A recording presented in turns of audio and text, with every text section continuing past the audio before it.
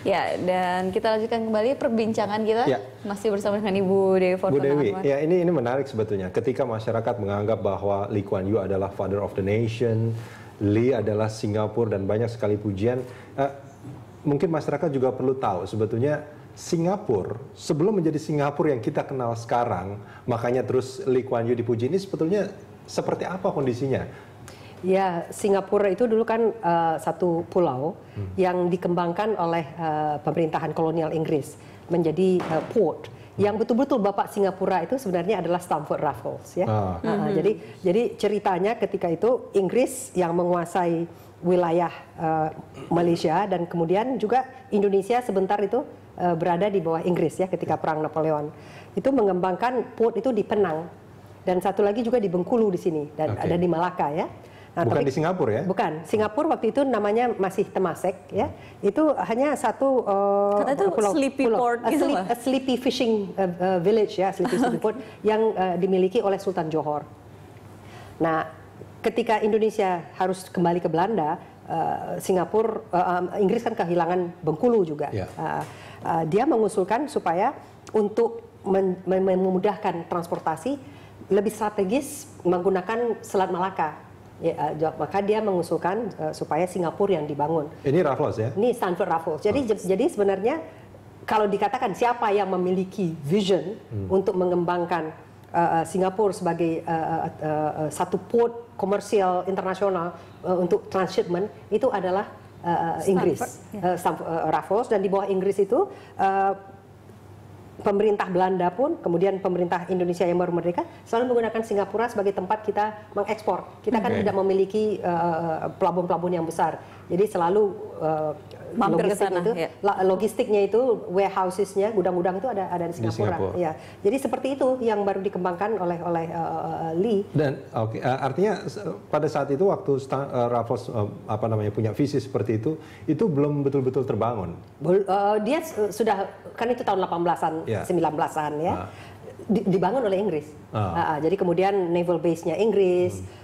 Dan kemudian menjadi lalu lintas perdagangan. Inggris kan menguasai empire dan menguasai kelautan itu kan sampai akhir Perang Dunia Kedua ya. Jadi itu sudah berkembang. Singapura menjadi a vibrant seaport. Sudah mulai berkembang. Sudah mulai berkembang. Tetapi yang berkuasa kan orang Inggris ya. Orang Cinanya, orang Melayunya, orang mereka seperti Indianya. pendatang gitu. Itu masyarakat pendatang yang hidup terpisah-pisah satu sama lain. Rasa identitas kesingapurannya kan belum begitu kuat. Dan itu yang kemudian dibangun oleh. Nah itu yang dibangun oleh Lee Kuan Yew menjadi suatu bangsa modern yang bersatu, memiliki identitas sendiri dan kemudian mampu menjadi kompetitor dari negara-negara Barat itu sendiri. Jadi memang betul-betul sebagai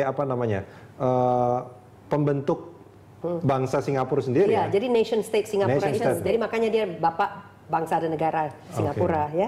Sementara Inggris membangun Singapura sebagai entrepot, sebagai pelabuhan tempat semua kapal-kapal itu datang dan barang-barang dikumpulkan dan dipackage di sana. Makanya dulu kan Indonesia yang punya barang tapi semuanya media di Singapura kan. Barang kita diproses di sana.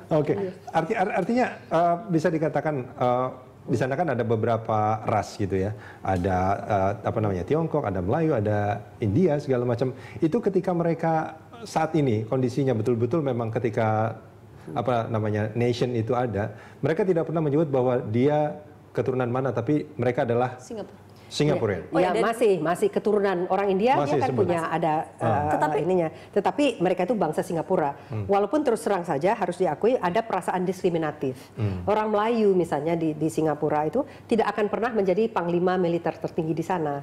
Malahan semacam ada peraturan bahwa pangkat mereka hanya sampai di mana.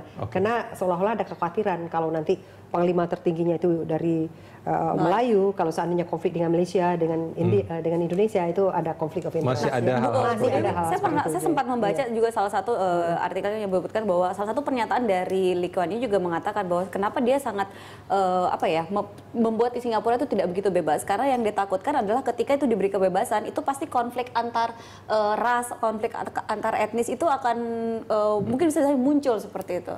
Ya, itu salah satu alasan yang dikatakan. Tetapi kalau kita melihat ke Indonesia, di mana kita punya lebih dari 700 ethnic group ya, Kalau itu dikelola dengan baik, itu kan juga aman. Walaupun kita juga pernah menghadapi masalah Kalimantan, Maluku dan sebagainya. Tapi alhamdulillah belakangan ini dengan sistem demokrasi yang kita miliki, kemudian ada hak untuk menyatakan pendapat yang sama, kebijakan yang tidak diskriminatif, hak mendapatkan pekerjaan sama, hak ekonomi sama, dan aturan ditegakkan, seharusnya itu bisa dikelola dengan baik. Kan banyak negara yang multikultural ya, yang bisa mengelola itu dengan baik, tidak harus selalu dengan tangan besi. Nah, kemudian ini dengan standar ataupun juga dengan nama Lee Kuan Yew yang begitu besar di Singapura, pasti banyak yang akan melihat bahwa atau akan membandingkan penerus-penerus PM Singapura berikutnya, termasuk juga Lee Hsien Loong yang sekarang tidak bukan adalah anaknya seperti itu. Walaupun mungkin tidak fair ketika kita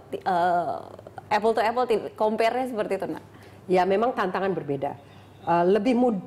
Dibilangan lebih mudah, tidak juga lebih mudah.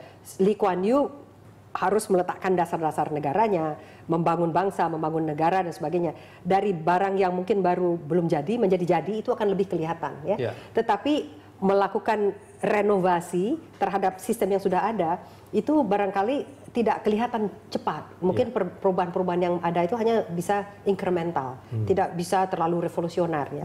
Tantangan yang akan dihadapi oleh pemimpin sekarang dan masa depan itu kan berbeda. Masyarakatnya sudah berbeda, lingkungan regional dan global juga beda, ekspektasi berbeda, teknologi berbeda, keberadaan internet, social media dan sebagainya juga yang tadi tidak dipikirkan ya. Itu tantangan tersendiri bagaimana mengontrol satu masyarakat yang sangat media savvy misalnya. Ya itu akan menyulitkan juga. Jadi saya kira Lee Kuan Yew akan tetap menjadi bapak bangsanya dan penerusnya mungkin selalu akan dibandingkan, nggak sama deh. Tapi mudah-mudahan memang tidak sama. Saya kira Singapura tidak akan bisa berkembang secara dinamis kalau gaya kepemimpinan masa depan tetap sama dengan kebutuhan masa lalu. Dan bisa jadi bukan prestasi yang dihasilkan. Justru bisa terjadi konflik. Jangan-jangan nanti terjadi Singapore Spring misalnya. Kan? Bu Dewi, terima kasih banyak sudah bersama kami di Special Report. Terima kasih banyak.